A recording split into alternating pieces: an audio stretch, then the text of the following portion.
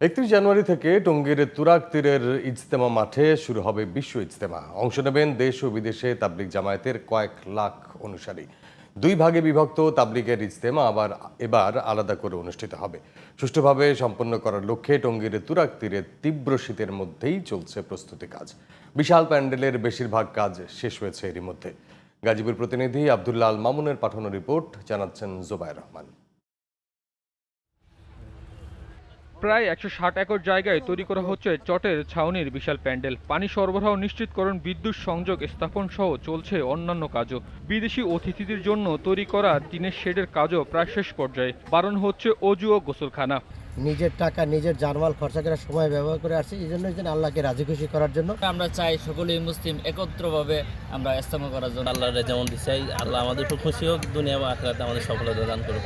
সুষ্ঠুভাবে ইজতেমা শেষ করতে সরকারের সব দপ্তর একযোগে মাঠে কাজ করছে বলে জানালেন জেলা প্রশাসক। ট্রাফিক পুলিশ বাড়ানোর বিষয়েও আমরা কথা বলেছি। তো আমার মনে হয় যে এগুলো অতি দ্রুতই এই সমস্যার সমাধান হয়ে যাবে। সংশ্লিষ্ট মন্ত্রণালয় এবং দায়িত্বে যারা আছেন তারা বিষয়টা দেখছেন। আইন শৃঙ্খলা পরিস্থিতি নিয়ন্ত্রণে দেশের বিভিন্ন ইউনিট থেকে পুলিশ সদস্য আনা হচ্ছে বলে জানালেন নগর পুলিশ কমিশনার। একটি ম্যাপ তৈরি করেছি, স্ক্যাচ ম্যাপ তৈরি করেছি, কোথায় কোন সাব স্টেশন করব, সাব কন্ট্রোল রুম করব, কোথায় মূল কন্ট্রোল রুমগুলো থাকবে, আমাদের কয়টি ওয়াচ টাওয়ার হবে, কি আর্মস থাকবে, মিনিমাম 5000 পোস্ট থাকবে।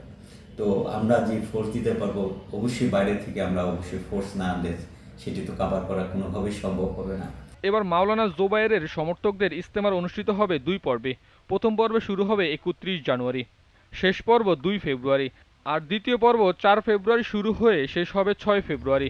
অন্যদিকে ভারতের মাওলানা সাদ কান্দালিব সমর্থকদের ইজতেমা 14 ফেব্রুয়ারি শুরু হয়ে 16 ফেব্রুয়ারি শেষ হওয়ার কথা রয়েছে। Jobayer Rahman, GTV news.